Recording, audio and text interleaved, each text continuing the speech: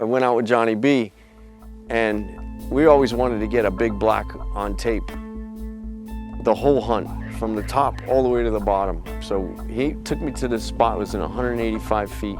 We dove this ledge that had never been dove before. It's a tiny little crease in the bottom, about 190 foot of water, and 70 miles west of Key West. We didn't really know what to expect. We're usually diving wrecks in that deep water. And we jumped over the side. It was the first stop of the trip.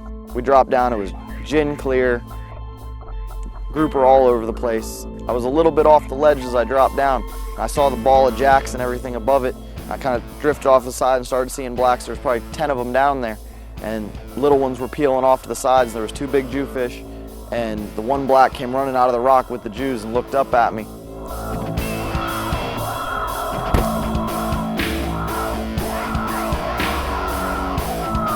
It was pulling all over the place. It was stretching that 400 mono to about breaking point.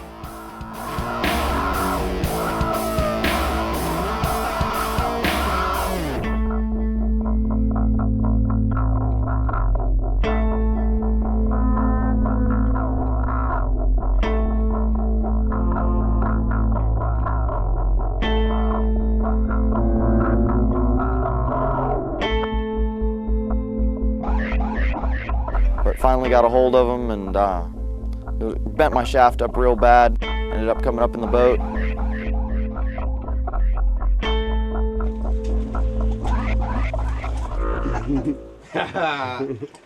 Dang, that